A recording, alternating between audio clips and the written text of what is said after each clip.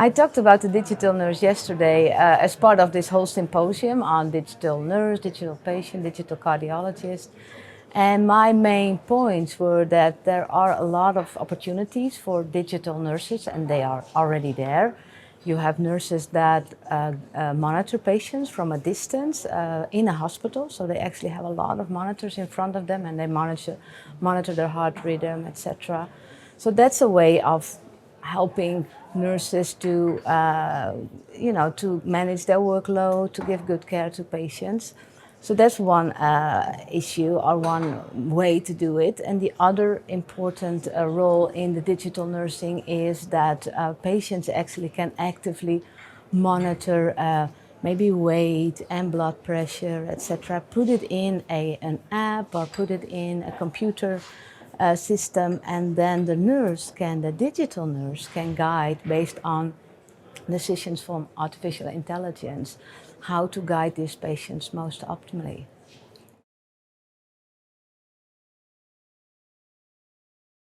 Yeah, it's interesting, the Nurse Molly. Like I said yesterday, Nurse Molly, I think if you look at it in an American site, it's actually called Dr. Molly, which also brings us to think about, should it really be a nurse or a doctor or an emergency physician or a GP?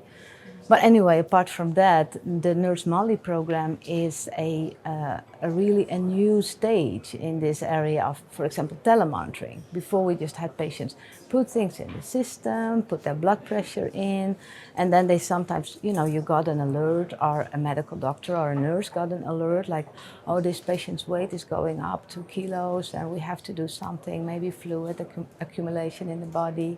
But now Nurse Molly takes already over that role. So in that program, which is very nicely done, it is a program that helps patients directly to make their own decisions.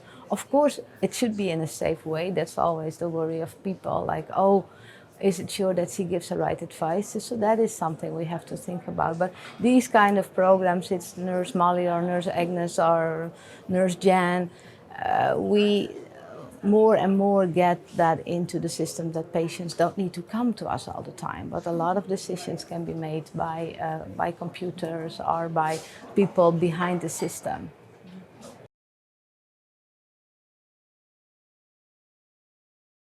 Very difficult question, how care changes. We already see care change. We have a lot of people with chronic disease that actually also often become more engaged with technology. But not all people, but so I think care changes in a way that patients will be much more informed. They come to us with what they looked up on the internet, or they have a diary and said, I just registered on my phone or in my iPad or whatever, how much symptoms I have. They have blood pressure readings they already took in their homes with telemonitoring. So patients will be more informed. But I think also nurses and healthcare professionals will have much more opportunity to change behavior, to help patients to learn to live with their disease. For example, use games to educate patients, or use games to get them more active, or use counseling through the internet. So I think there will be a lot more interventions available for us as healthcare providers to support patients to live with their disease.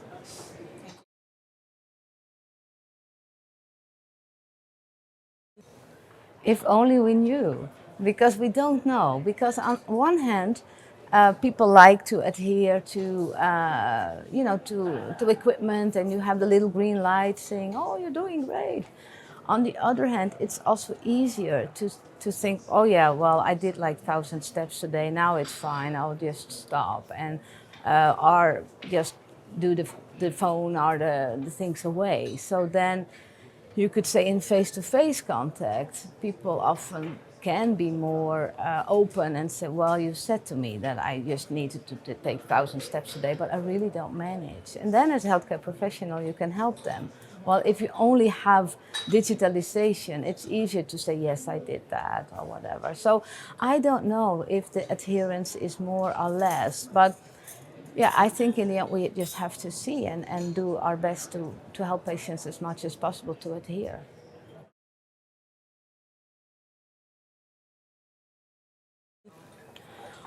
Well, I think it's good to say that yesterday I was in a session. It's about your lifelong learning that we have to get as healthcare professionals. I think, and our journal, the European Journal of Cardiovascular Nursing, is one of the tools, but a lot of journals, of course, and also internet. As healthcare professionals, we have the obligation to stay tuned all the time. We cannot just say, okay, I have my MD degree or an RN degree and now I'm done.